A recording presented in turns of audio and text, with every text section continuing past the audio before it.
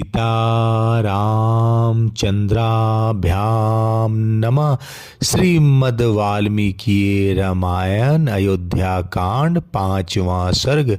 राजा दशरथ के अनुरोध से वशिष्ठ जी का सीता सहित श्री राम की उपवास व्रत की दीक्षा देकर आना और राजा को इस समाचार से अवगत कराना।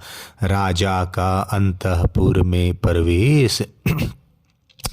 उधर महाराज दशरथ जब श्री रामचंद्र जी को दूसरे दिन होने वाले अभिषेक के विषय में आवश्यक संदेश दे चुके, तब अपने पुरोहित वशिष्ठ जी को बुलाकर बोले, नियम पूर्वक व्रत का पालन करने वाले तपोधन, आप जाइए और विघ्न निवारण रूप कल्याण की सिद्धि तथा राज्य की प्राप्ति के लिए बहू सहित श्री राम से उपवास व्रत का पालन कराइए।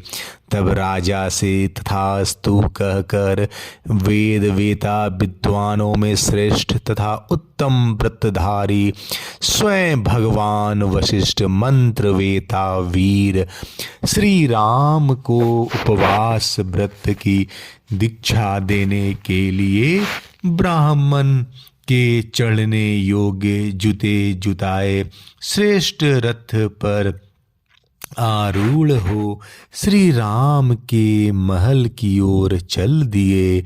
श्री राम का भवन श्वेत बादलों के समान उज्ज्वल था।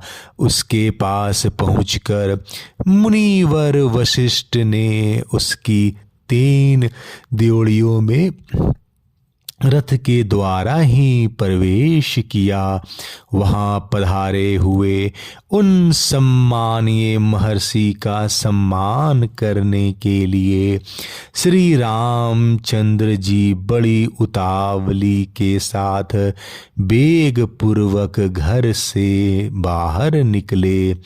उन मनीषी महर्षि के रथ के समीप शीघ्रता पूर्वक जाकर श्री राम ने स्वयं उनका हाथ पकड़कर उन्हें रथ से नीचे उतारा।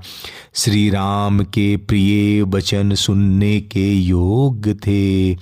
उन्हें इतना विनीत देखकर पुरोहित जी ने वत्स कहकर पुकारा और उन्हें प्रसन्न करके उनका हर्ष बढ़ाते हुए इस प्रकार कहा, श्री राम, तुम्हारे पिता तुम पर बहुत प्रसन्न है, क्योंकि तुम्हें उनसे राज्य प्राप्त होगा तथा आज की रात में तुम बधू सीता के साथ उपवास करो।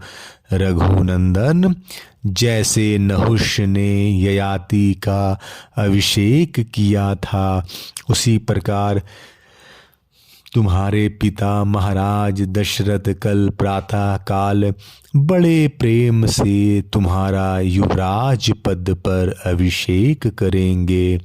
ऐसा कहकर उन व्रतधारी एवं पवित्र महर्षि ने मंत्रोच्चारण पूर्वक सीता सहित श्री राम को उस समय उपवास व्रत की दीक्षा दी। तदंतर श्री रामचंद्र जी ने महाराज के भी गुरु वशिष्ठ का यथावत पूजन किया। फिर वे मुनि श्री राम की अनुमति ले उनके महल से बाहर निकले। श्री राम भी वहाँ प्रिय वचन बोलने वाले सुहृदों के साथ कुछ देर तक बैठे रहे। फिर उनसे सम्मानित हो उन सब की अनुमति ले पुनः अपने महल के भीतर चले गए। उस समय श्री राम का भवन हर्षोत्फुल्ल नर नारियों से भरा हुआ था और मत वाले पक्षियों के कलरवों से युक्त खिले हुए कमल वाले तालाब के समान शोभा पा रहा था। राज भवनों में श्रेष्ठ श्री राम के महल से बाहर आकर वशिष्ठ जी ने सारे मार्ग मनुष्यों की भीड़ से भरे हुए देखे। अयोध्या की सड़कों पर सब ओर झुंड के झुंड मनुष्य जो श्री राम का राज्याभिषेक देखने के लिए उत्सुक थे, खचाखच भरे हुए थे। सारे राजमार्ग उनसे घिरे हुए थे।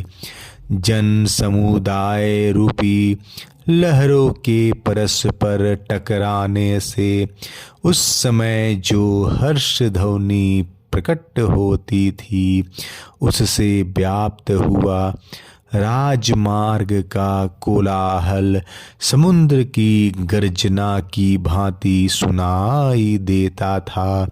उस दिन वन और उपवनों की पंक्तियों से सुशोभित हुई अयोध्यापुरी के घर घर में ऊंची ऊंची ध्वजाएं फहरा रही थी।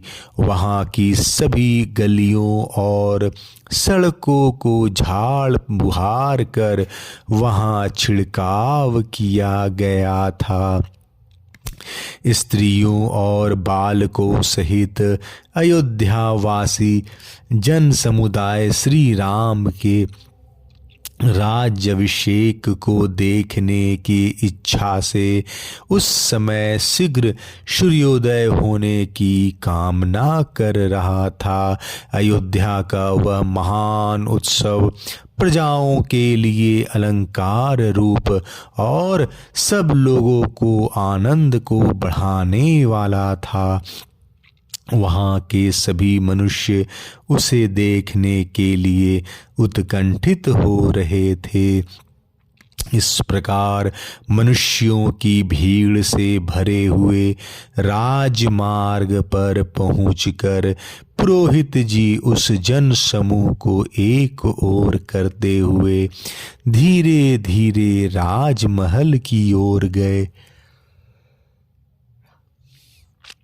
श्वेत जरद खंड के समान सुशोभित होने वाले महल के ऊपर चढ़कर वशिष्ठ जी राजा दशरथ से उसी प्रकार मिले जैसे बृहस्पति देवराज इंद्र से मिल रहे हो।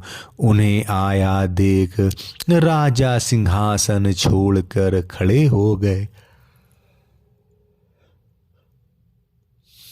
और पूछने लगे, मुने क्या आपने मेरा अभिप्राय सिद्ध किया? वशिष्ठ जी ने उत्तर दिया, हाँ कर दिया।